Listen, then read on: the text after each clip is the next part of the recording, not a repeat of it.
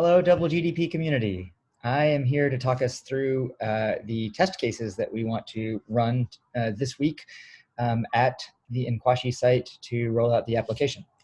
So let me share my screen and we'll talk through them. So I have 5 test cases geared around the idea that we do a sort of a test of a minimum viable product, something that delivers tangible value and doesn't have any bells and whistles that we are able to roll out this week. And I have 5 test cases to confirm that things are working. So the first is that the guard can log in. And in order to do this, we will need to get the phone numbers of the guards who are volunteering to test, or at least the phones that you're going to use for testing. So that would be a dependency there. And once that we have that, we'll load those into the database, and then the guard should be able to log in with that phone number and see the home screen. And that test case will be complete. The second test case is for that of a visitor showing up for the first time who is in fact a resident. So in this case, the process is that the guard should ask for an identification card. Somebody shows up, they're not recognized immediately. So they get the identification card and confirm that this is in fact the person who is standing in front of them. And once that happens, the guard will search for the visitor by name in the application and select their profile.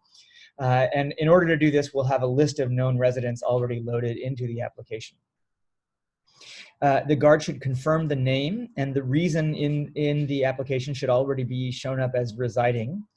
And then the guard will take a picture and add the vehicle information to the profile. At this point, the guard will notify Poniso that somebody is waiting for them, and Poniso will also receive a review request for that profile, and he will grant access. Poniso should then come to escort the resident into the site. The guard will grant entry and log it, and then the guest, as soon as the guard logs that entry, the visitor will receive an SMS welcome with a unique link that they can use to log in on that phone. Once the visitor logs in, they'll see the home screen and they'll stay logged in on that device. The third use case or test case is either for a one-time guest or a contractor. They follow a very similar flow. And in this case, again, the guard will start by asking for an identification card. This is somebody that shows up at the gate, does not already have the app, and so the guard will start with an identification. Once they confirm the identification, they'll search for the name, but in this case, they won't find the name. So the guard will choose request and create a profile. The guard will type in the name, the reason, whether it's a one-time visitor or a contractor, and the vehicle. One question for the community here is whether we also need to have a phone number. I think right now we don't have a place to collect the phone number, and as I was going through this process, it occurred to me that if we are going to have the phone number play the unique identification, in this particular case, we probably need to collect one here. Regardless of that, the guard will take a photo and save the profile, and then notify Poniso that there's an approved request waiting for him. Poniso will then receive that review request and grant access. One little sidebar here is that at this point there's no push notifications in the application. That's why Poniso will be why a guard needs to notify, but that'll be high on our backlog so that it can be something that we develop very quickly. So coming back into this flow, once Poniso grants access through the review request, the guard will then grant entry and log access for that person.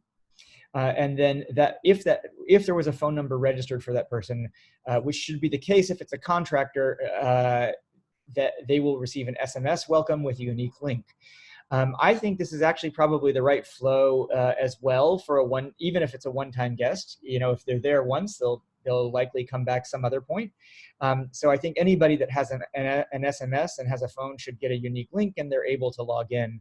And that the determination of whether it was a one-time access that is granted or they repeatedly allowed access to the site should be determined by the application, not by whether they're using a temporary ID. They should have a permanent ID, and the application should say that they need to be reauthorized and go through the review request profile screen again, rather than having to do it as so rather than being a returning visitor, which is our next test case, they would be denied at that point and need to request access again. So a returning visitor, then, our fourth test case, is that a visitor shows the ID through the app. Rather than the guard having to ask for an identification, this is the case where a person should have access to the application. Of course, if they don't have if they don't want to pull out their phone or do it that way, they could always tell the guard to search by their name. But either way, the guard, if that's the case, then the guard would need to ask for an identification card. And so let me just show that. I should add that here, or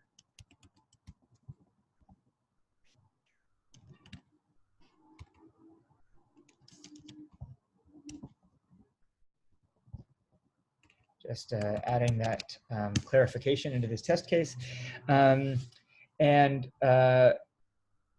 I'll clarify that right after the recording, just to say that there's a second step that the guard could search by name if they don't use it for the app. But the expectation is that the visitor will show the ID through the app. The guard will confirm that the picture is the same as the person standing in front of them, and that the QR code, and then we'll scan the QR code to validate that that's to confirm that they have access through the app. And then the guard, once they see that the profile is valid, they'll grant entry and log access. In this case, there's no need to go back to Poniso. And then the fifth test case that I want to go through is just confirming that we have a way of telling a guard that there is a banned guest. So in this case, somebody unknown shows up. The guard will ask for an identification card or search by name. And they'll ask for the ID card, then they'll search by name because this person won't have access. I'm assuming they won't have access to the app, or even if they choose to hold up their ID of the app, they'll see that they've been banned and probably won't want to go through that way. They'll see banned in a status, and then the guard will see that they're banned, click on the profile and notify the team that somebody who's been banned has attempted entry. Another note for the community here, right now our CTA is just call police here, and I think that it may be worthwhile thinking through what is the expected behavior there. I'm not sure that just because if somebody shows up and is banned, there may be some other actions before calling a police. So that CTA may be useful, but it could also be that the guard turns them away and there is no problem, and we just want to log the fact that they showed up and tried to get in and were rejected. So we should think about what the CTA is on that flow. I think as we were going through this, Mark and I discussed the idea of a visitor with no phone, and think that this actually just becomes the same as a first-time visitor or a one-time guest. This flow should actually end up being very similar. So we might want to give a little bit of thought to that as a team, as a community. But I think for now that one actually should reduce to case 3 or be the same as case 3. So that's it. That's the walkthrough of the test cases. Look forward to feedback. Thanks. Goodbye.